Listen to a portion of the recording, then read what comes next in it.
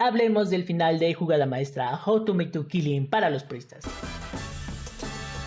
¿Qué onda, gente? El otro día tuve la oportunidad de ver esta película, la cual me llamó bastante la atención, y al final me terminó gustando mucho más de lo que imaginé, lo cual despertó mi curiosidad por saber qué le había parecido a la gente. La crítica era bastante general, una comedia negra bastante entretenida donde lo más flojo era el cómo eran perpetuados los asesinatos. Desafortunadamente, para mi sorpresa, habían bastantes comentarios divididos sobre dos cosas en particular: el final y el personaje de Julia Steinway. Había gente que no sabía qué pensar del final porque no habían entendido el final, y había otra gente que directamente decía que no le gustaba el final, pero sus argumentos no eran nada sólidos. Por último, había gente que decía cómo hubiera sido la película si no hubiera existido el personaje de Julia Steinway, lo cual me hizo soltar un honesto ¿qué carajos? Y es que para mí tanto el final como el personaje de Julia son elementos clave y posiblemente lo mejor de la película. Por eso hago este video, para explicar tanto el final como el personaje de Julia, los cuales están bastante relacionados el uno con el otro, para que así tú puedas decidir si realmente te gustó o no la película. Quiero imaginar que no hace falta decirlo, pero si vamos a hablar del final, este video contiene spoilers. Pero antes que nada, vamos a dar un poco de contexto rápido para aquellos que se animaron a ver el video sin saber de qué estamos hablando. Y si tú ya te vistes la película, te dejo el minuto en el que iniciamos a hablar sobre el final.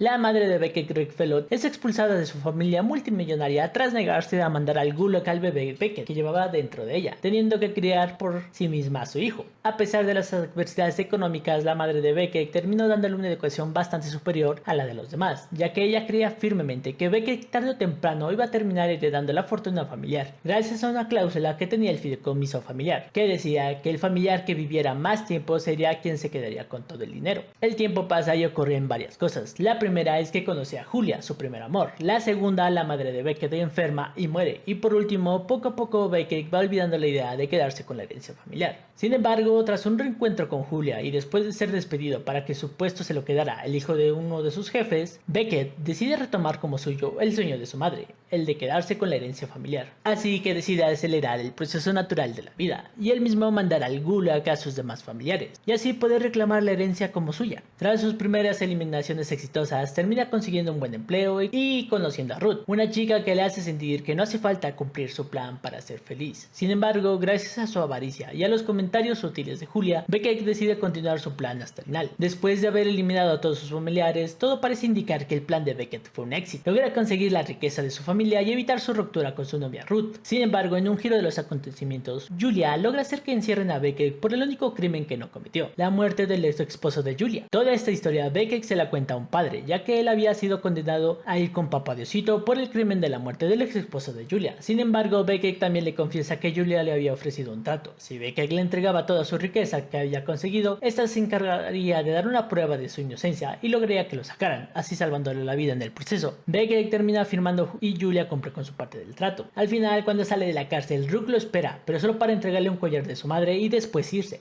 Beckett ya no tiene ni dinero ni pareja, sin embargo quien también lo estaba esperando era Julia. Beckett se rinde y termina yendo con ella. Para entender el final de esta película, primero hay que entender el personaje de Julia, ya que lejos de ser un personaje normal, estamos ante un posible avatar, y no me estoy refiriendo a ninguno de esos dos. Un avatar en el ámbito literario, según la inteligencia artificial, es la representación gráfica, simbólica o narrativa de una idea abstracta, de un dios o del propio autor dentro de la obra. El avatar, como encarnación de un concepto o alegoría, ocurre cuando un personaje no solo es una persona, sino la personificación absoluta de una idea, una emoción o un elemento de la naturaleza. En el cuento de la máscara, la muerte roja de Edgar Allan Poe, la figura que entra a la fiesta es el avatar físico de la peste. En este caso, Julia puede tener dos interpretaciones bastante claras. Se trata de la representación de la avaricia o del mismísimo diablo. Julia se termina fijando en Beckett, pero a diferencia de Ruth, quien lo ama a pesar de sus defectos y quien demuestra no estar interesado en su estatus económico, que en la misma película se demuestra de incluso cuando Beckett obtiene la fortuna, ella no parece estar muy cómoda en esa situación. Julia condiciona su relación con Beckett. Ella estará con Beckett solo hasta que él llegue a estar a cierto nivel en el que ella considere que él por fin ha sido digno de ella. Aquí muchos podrían malinterpretar que Julia simplemente se trata de una mujer interesadilla, pero recordemos una cosa: Beckett ya se había rendido de heredar la fortuna familiar y simplemente se limitaba a tener un trabajo y un hogar, y no es hasta su reencuentro con Julia que ella lo incentiva y ella misma le indica qué debe de hacer. Cuando los hayas matado a todos.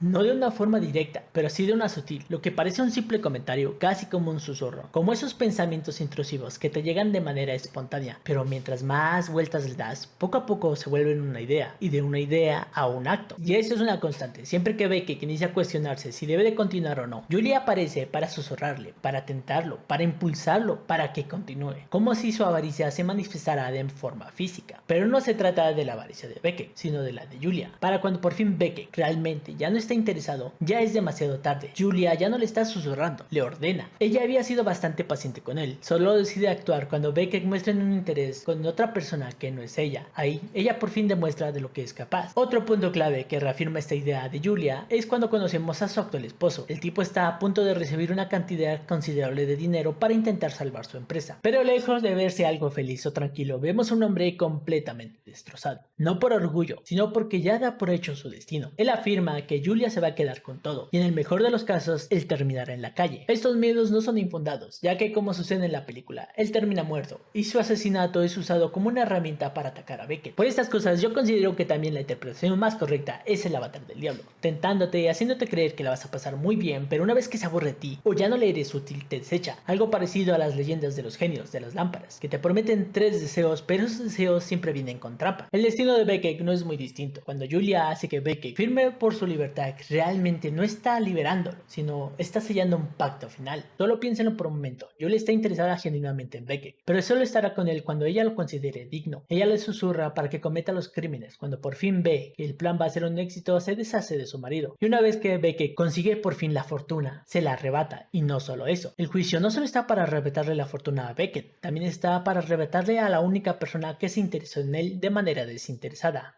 Una vez que Beckett sale de la prisión, ya no tiene nada, ni su riqueza, ni su amor. Pareciera que al final él acepta por su propia voluntad irse con Julia, pero realmente fue así. Quien se esforzó para conseguir la herencia fue Beckett, quien se quedó con todo no fue él, sino Julia. Pero esto no fue suficiente para ella, por eso cumple su parte del trato, porque ella también quería quedarse con él. Sabía que al final Rook lo rechazaría y en ese momento él cedería. Ella se queda con la riqueza y con el hombre, más la posición de poder en la que ella decide qué hacer. La confesión del Beckett con el padre se puede interpretar perfectamente como el diablo riéndose enfrente de un siervo de Dios, mostrándole cómo él se queda con la alma de un hombre sin que éste pueda hacer nada. Y si me preguntan si es un final feliz o uno triste, pues no sé tú, pero si al final dependo sobre si entretener al diablo para que éste decida sobre mi destino, no creo que sea un final feliz. Y bueno gente, esto ha sido todo, espero que les haya gustado bastante el video y puede que esto haya parecido una fumada mía, pero al menos a mí me encaja bastante bien las ideas. Si te gustó el video no olvides dejar tu like y nos vemos para el siguiente video. Hasta la próxima.